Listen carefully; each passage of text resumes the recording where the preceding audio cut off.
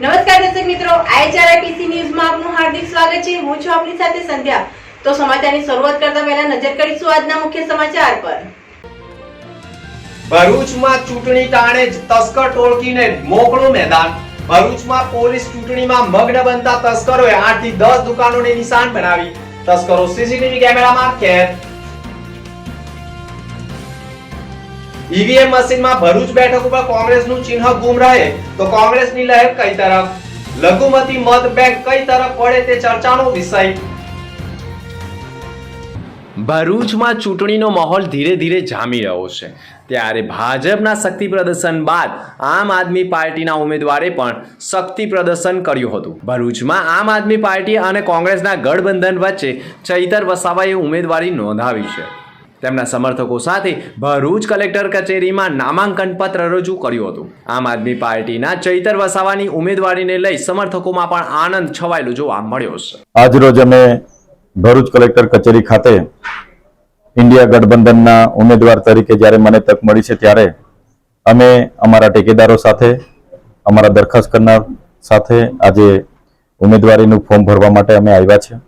આ સાથે જ અમે યામોગી માતાના દર્શન કર્યા છે। ગઈકાલે રામજી ભગવાનના પણ દર્શન કર્યા। અહીંયા મોટી સંખ્યામાં ભરૂચ સંસદીય ક્ષેત્રના લોકો ઉપસ્થિત રહીને અમને સૌએ આશીર્વાદ પણ આપ્યા છે, સૌએ સમર્થન પણ આપ્યું છે અને અમારા માટે દુઆઓ પણ બધા કરે છે। ત્યારે આ વખતે ભરૂચ લોકસભાની સીટમાં ખૂબ સારું લોકોનું જન સમર્થન મળી રહ્યું છે। કોંગ્રેસ, આમ આદમી પાર્ટીના તમામ સાથીઓ રાત દિવસ મહેનત કરે છે, ત્યારે આ વખતે ભરૂચ લોકસભા અમે સારા માર્જિનથી જીતીશું એવો પૂરો અમને ભરોસો છે, વિશ્વાસ છે।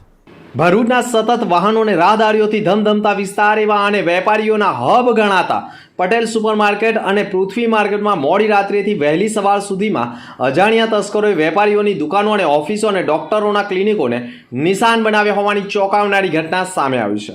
સવાર થતાં જ વેપારીઓ અને ડોક્ટરો પોતાના વ્યવસાય સ્થળ ઉપર જ આવતા દુકાનના તાળા તૂટેલા અને લોખંડના જાપાઓના તાળા 100 બ્લેડ પટ્ટીથી કાપેલી અવસ્થામાં જોઈ ચોરીનું અનુમાન લગાવવામાં આવ્યું, જેના પગલે ભરૂચમાં તાત્કાલિક વેપારીઓએ પોલીસને જાણ કરી હતી।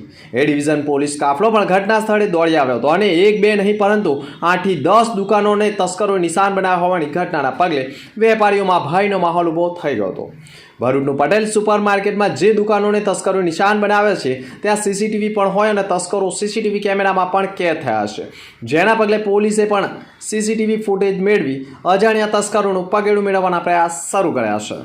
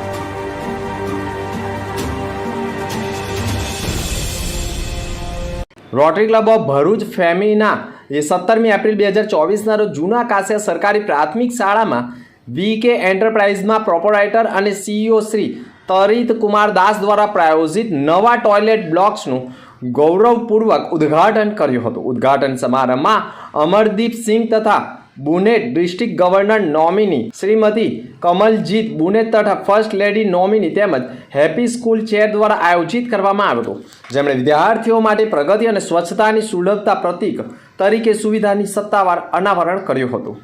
ટોયલેટ બ્લોકનું નિર્માણ એ રોટરી ફેમીના ટીમ અને સમર્પણ તથા સમાજની સુધારણામાં યોગદાન માટે આપવામાં આવ્યું હતું અને સ્પોન્સર તરિત કુમાર દાસ દ્વારા ઉદારતાપૂર્વક કર્યું હતું। આ શૌચાલય બ્લોક્સનું ઉદ્ઘાટન માત્ર ભૌતિક માળખાના નિર્માણ કાર્ય અર્થે કરવામાં આવ્યું હતું। સ્વચ્છતા અને સ્વસ્થ સાથે વિદ્યાર્થીઓ અને સમુદાય એક સુખાકારી અને સુધારો કરવા માટે પરિવર્તનકારી પગલું ભરી રજૂ કરવામાં આવ્યું છે। માનવ સેવા એ જ પ્રભુ સેવાનો પણ સંદેશો પાઠવ્યો છે. ભરૂચ જિલ્લામાં વાલિયા તાલુકાના વાગલખોડ પ્રાથમિક શાળા ખાતે ધોરણ 8ની વિદ્યાર્થીની કુમારી અર્ચના વસાવાએ માત્ર 13 જ વર્ષની ઉંમરે લેખિકા બની છે. શાળાનું પતંગિયું નામનું પુસ્તકનું વિમોચન સંત મોરારી બાપુના મોરદ હસ્તે વિમોચન કરવામાં આવ્યું હતું. રાજ્યના શિક્ષણ મંત્રી પ્રફુલ્લ પાનસેરિયા તથા જિલ્લા શિક્ષણ અધિકારી સચિન શાહ તથા ડાયેટ ભરૂચ પ્રયોજક કવિ લેખકો અને કલાકારોએ શુભેચ્છાઓ પાઠવી છે. ગુજરાત રાજ્યની સરકારી પ્રાથમિક શાળામાં ધોરણ 8માં અભ્યાસ કરતી અર્ચના વસાવા માત્ર 13 વર્ષની ઉંમરે પ્રથમ લેખિકા બની છે. ગુજરાત રાજ્યની સરકારી શાળાઓમાં 8મા ધોરણમાં ભણતી અર્ચના વસાવા લેખિકા બની હોવાની પ્રથમ ઘટના હોય તેમ માનવામાં આવે છે. મોરારી બાપુએ પુસ્તકનું વિમોચન કર્યું હતું. જિલ્લા શિક્ષણ મંત્રી પ્રફુલ્લ પાનસેરિયા અને જિલ્લા શિક્ષણ અધિકારી સહિતના શિક્ષકોએ પણ શુભેચ્છાઓ પાઠવી છે. ગુજરાત રાજ્યની સરકારી પ્રાથમિક શાળાઓમાં પ્રાથમિક શાળા વાગલખોડ ખાતે ધોરણ 8માં અભ્યાસ કરતી દીકરી અર્ચના વસાવે માત્ર 13 જ વર્ષની ઉંમરે લેખિકા બની ગઈ છે.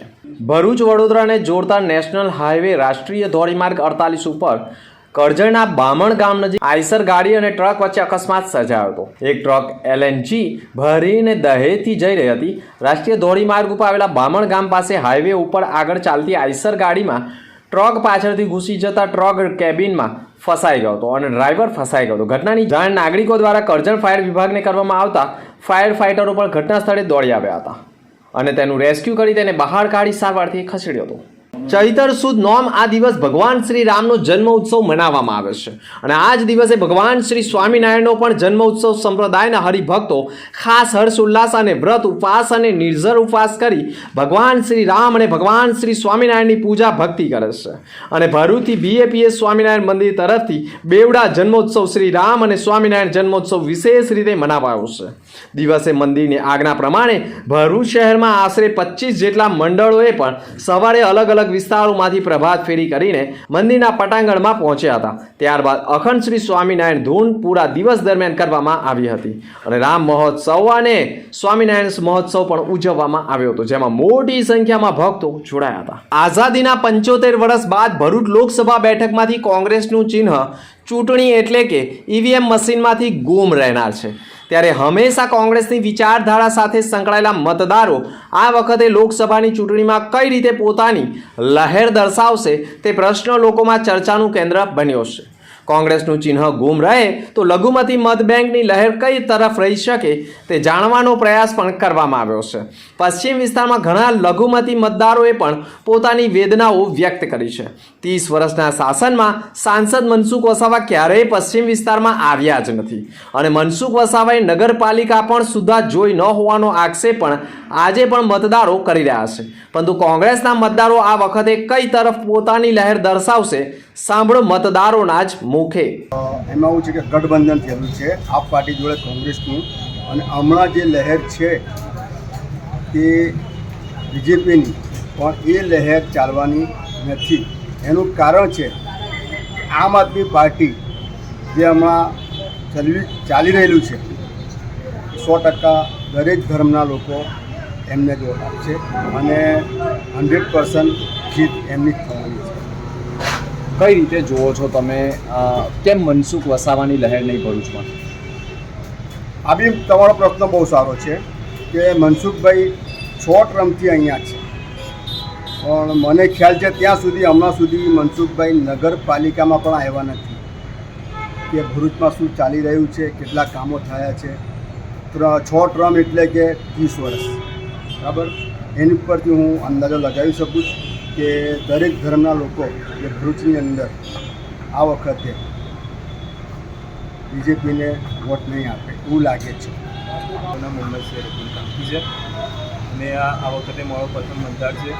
ફર્સ્ટ વખત મેં મત આપીશ તો એવા જ નેતાનું મત આપીશ કે જે સારું કામ કરશે, જે પોતે એજ્યુકેશન હશે અને લોકોના કામ માટે પહેલાં જશે, જમીની લેવલ પર કામ કરશે, લોકોના ઘરે જઈને પોતાની પરેશાની લોકોની પૂછશે અને જે સારું કામ કરશે એવા મતદારનું મત આપીશ. અને અમારા વિસ્તારમાં ઘણા ટાઈમથી કોઈ ગ્રાઉન્ડ નથી, સ્પોર્ટ્સ ક્લબનું કંઈ જ ગ્રાઉન્ડ કે એવું કંઈ જ નથી. તો મારી એવી વિનંતી છે જે આ વખત જે નેતા ચૂંટાઈને આવશે કે અહીંયા ગ્રાઉન્ડ બનાવે, રોડ રસ્તા, ગટર લાઈન, બધી વ્યવસ્થા સારી થાય. મેં હુસેન કાઠી રહેવાસી ભરૂચ.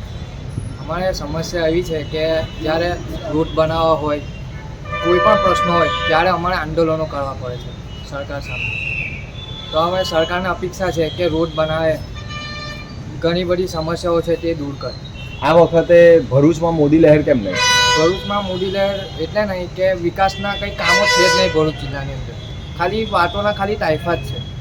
અંતમાં ફરી એક નજર આજના મુખ્ય સમાચાર પર. ભરૂચમાં ચૂંટણી ટાણે જ તસ્કર ટોળકીને મોકળું મેદાન. ભરૂચમાં પોલીસ ચૂંટણીમાં મગ્ન બનતા તસ્કરોએ 8 થી 10 દુકાનોને નિશાન બનાવી. તસ્કરો સીસીટીવી કેમેરામાં કેદ. ઈવીએમ મશીનમાં ભરૂચ બેઠક ઉપર કોંગ્રેસનું ચિહ્ન ગુમ રહે તો કોંગ્રેસની લહેર કઈ તરફ? લઘુમતી મત બેંક કઈ તરફ પડે તે ચર્ચાનો વિષય.